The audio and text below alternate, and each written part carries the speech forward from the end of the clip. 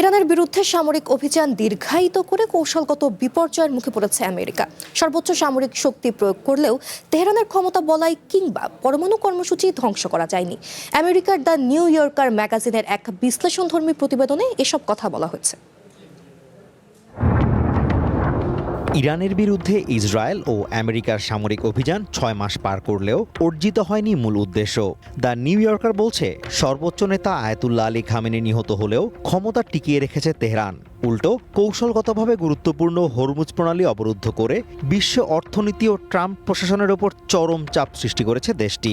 তেহরানের পক্ষ থেকে স্পষ্ট জানিয়ে দেওয়া হয়েছে, বিদেশে জব্দকৃত অর্থ ছাড়, তেল বিক্রির ওপর থেকে নিষেধাজ্ঞা প্রত্যাহার এবং সামরিক অভিযান সম্পূর্ণ বন্ধ না হওয়া পর্যন্ত এই গুরুত্বপূর্ণ জলপথ অবরুদ্ধই থাকবে।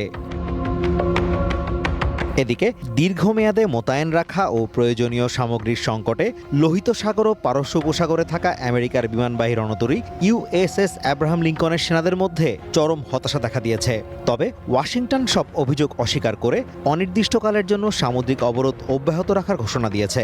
বিশ্লেষকদের উদ্ধৃত করে নিউ ইয়র্কার বলছে, বোমাবর্ষণ করে ইরানের পরমাণু কর্মসূচি বা ক্ষেপণাস্ত্র সক্ষমতা ধ্বংস করার যে লক্ষ্য ট্রাম্প প্রশাসন নির্ধারণ করেছিল তার কিছুই অর্জিত হয়নি। বরং শাসন ব্যবস্থার স্থায়িত্ব ও সামরিক আত্মবিশ্বাসের দিক থেকে ইরান আরও শক্তিশালী হয়ে উঠেছে, যেখানে ওয়াশিংটনের অবস্থান এখন অনেকটাই দুর্বল। মধ্যপ্রাচ্যে আমেরিকার আধিপত্যের এই ক্ষয় দেখে আঞ্চলিক সমীকরণেও বড় পরিবর্তন আসছে। ওয়াশিংটনের উপর নির্ভরতা কমিয়ে সৌদি আরব, তুর্কি ও পাকিস্তান মিলে নতুন প্রতিরক্ষা জোট গঠন করেছে।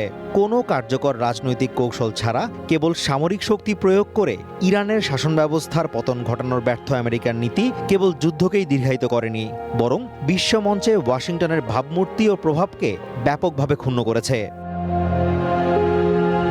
Azimur Rashid Kanak, one international desk.